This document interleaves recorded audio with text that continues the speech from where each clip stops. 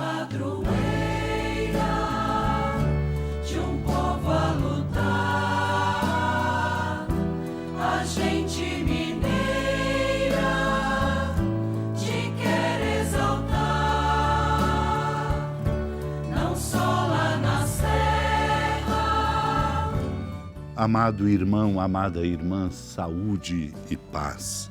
Vivamos a alegria bonita deste caminho quaresmal que estamos percorrendo, concluindo hoje a 4ª semana deste tempo que nos prepara para a Páscoa do Senhor. E aqui lembro, compartilhando e enriquecendo nossos corações das cartas pascais de Santo Atanásio, um bispo do século IV, quando ele diz: é muito belo passar de uma para outra festa, de uma oração para outra, de uma solenidade para outra solenidade.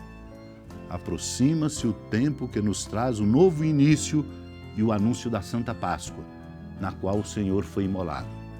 Do seu alimento nos sustentamos como de um manjar de vida, e a nossa alma se delicia com o sangue precioso de Cristo, como numa fonte.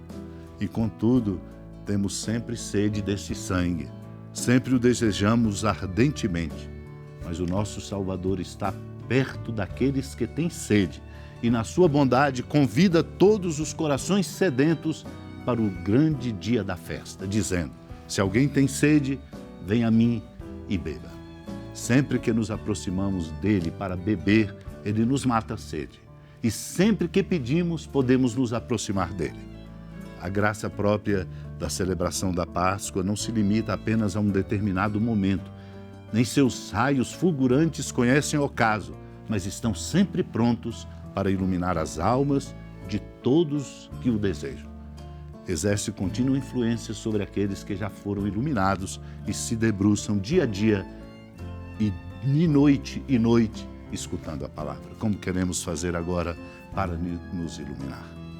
Naquele tempo, ao ouvirem as palavras de Jesus, algumas pessoas da multidão diziam: este é verdadeiramente o profeta. Outros diziam: ele é o Messias.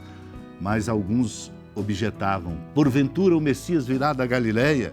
Não diz a Escritura que o Messias será da descendência de Davi, virá de Belém, povoado de onde era Davi? Assim houve divisão no meio do povo por causa de Jesus. Alguns queriam prendê-lo, mas ninguém pôs as mãos nele. Então os guardas do templo voltaram para o sumo sacerdote e os fariseus, e estes lhe perguntaram: por que não o trouxestes? Os guardas responderam: ninguém jamais falou como este homem. Então os fariseus disseram-lhes: também vós vos deixastes enganar? Por acaso algum dos chefes ou dos fariseus acreditou nele? Mas esta gente que não conhece a lei é maldita. Nicodemos, porém, um dos fariseus, aquele que tinha se encontrado com Jesus anteriormente, disse: será que a nossa lei julga alguém antes de ouvir e saber o que ele fez? Eles responderam: também tu és galileu, porventura? Vai estudar e verás que da Galileia não surge profeta. E cada um voltou para a sua casa. Amados e amadas de Deus, a nossa condição humana cria em nós muitas resistências, em razão de limites de compreensão, de diálogo, de informações, de dados, de estudo, sobretudo de espiritualidade. Por isso, muitos, ao ouvirem as palavras de Jesus, diziam: este é verdadeiramente o profeta. De um lado, ele é o Messias. No entanto, de outro lado, outros diziam: porventura o Messias virá da Galileia?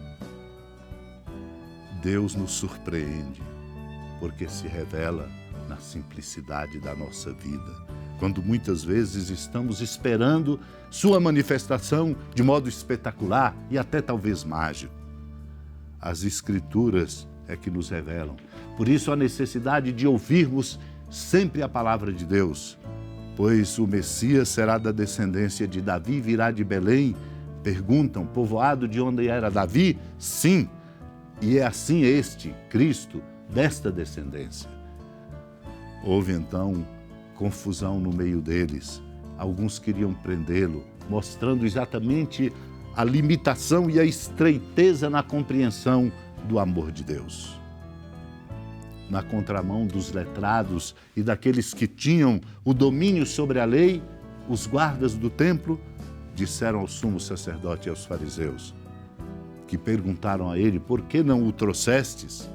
Eles disseram e dão testemunho, ninguém jamais falou como este homem.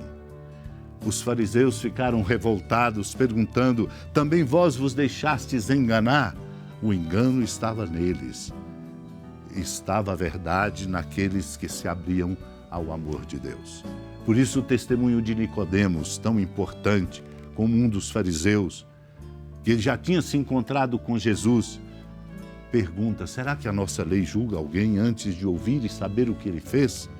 Mostrando que é preciso dialogar, ter abertura para se deixar interpelar pela força do amor de Deus. Até dizem, vai estudar e verás que da Galileia não surge profeta.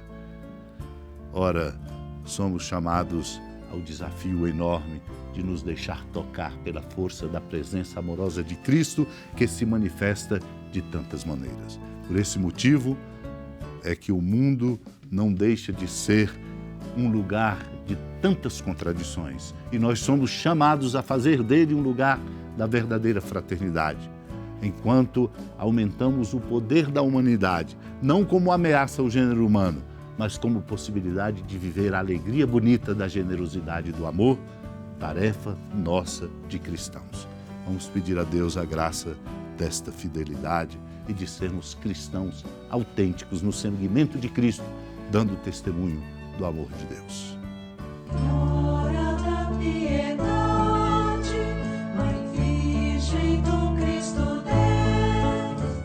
Lembrai-vos, ó piedosíssima Virgem Maria, que nunca se ouviu dizer que alguém daqueles que, tendo recorrido à vossa proteção, implorado a vossa assistência e reclamado o vosso socorro, tenha sido por vós desamparado.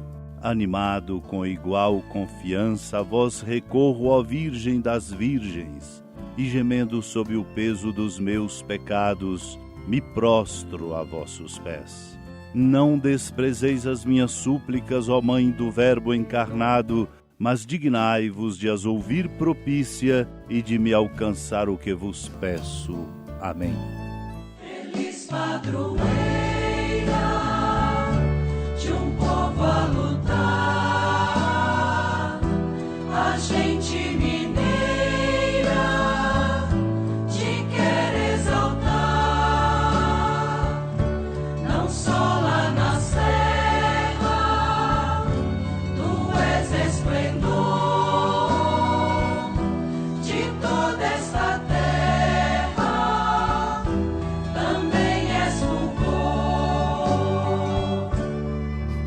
Amado irmão, amada irmã, com alegria e muita confiança da ermida, da padroeira do estado de Minas Gerais, a Senhora da Piedade, que da sua casa de clemência e bondade nos acompanha e nos abençoa, do alto da serra, magnífica arquitetura divina. A bênção de Deus, amor misericordioso, Pai, Filho e Espírito Santo, desça sobre sua casa, proteja sua família, fecunde sua vida e o caminho missionário de nossa igreja e nos encha de sabedoria e permaneça conosco para sempre. Amém. Feliz padroeira